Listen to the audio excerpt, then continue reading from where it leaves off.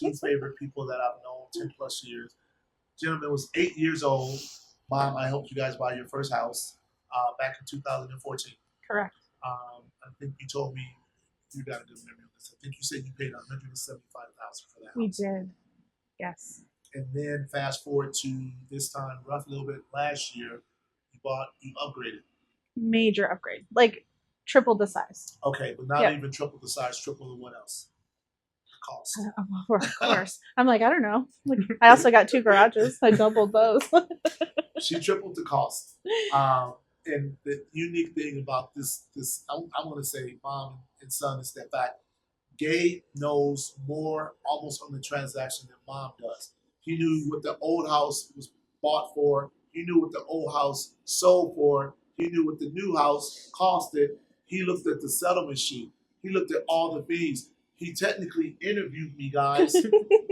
He interviewed me. I'm like, okay, this guy needs to get into real estate. And he's only 17. Yep. Only 17. Incredible. Well, thank you guys for coming. I just wanted to have you guys here to kind of talk a little bit about, number one, what made you guys to even, I'm going to say you guys, since I know you're not on the loan. I know that. But you're part of the team, so we're going to say you guys.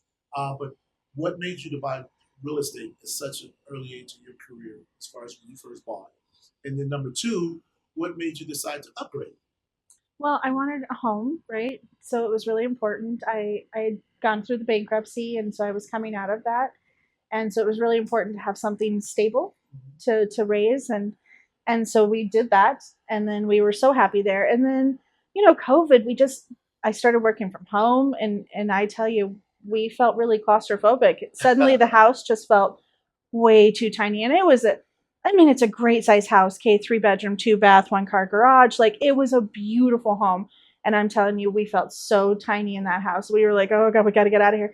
So even knowing that the interest rates were bad, we knew that we were going to sell high. And so we were just taking that, like, we're going for it. Going to get that bigger house. And we found one that was perfect so that Gabe could have his total, like, area downstairs that's totally him. He is very separate. He gets to grow and become his own person without having mom right there. And like, there's even like a little makeshift bar down there. So he's got his own little type of kitchen.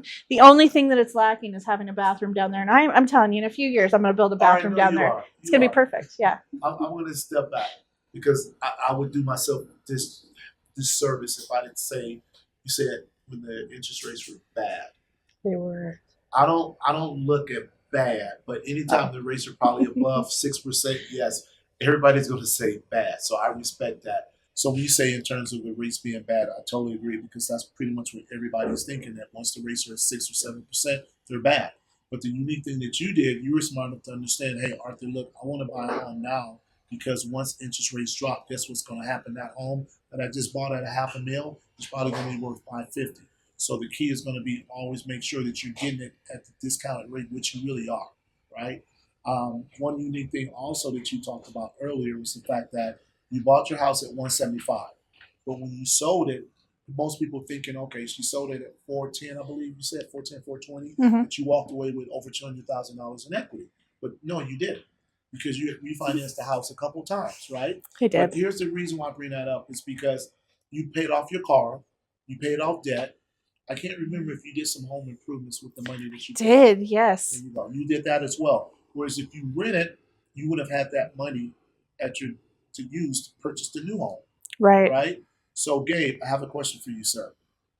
What's the one thing you could honestly say in terms of your mom buying her second home? Where does that put you at when you get older in life? Are you going to look at buying a home too as well? Oh, yeah, of course. Like, I... Of course, want my own house. Like, sorry.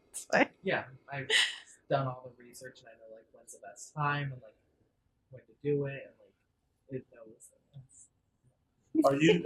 Well, here's the question, and this is probably the most important question I'm going to ask you. Are you going to use me as your lender?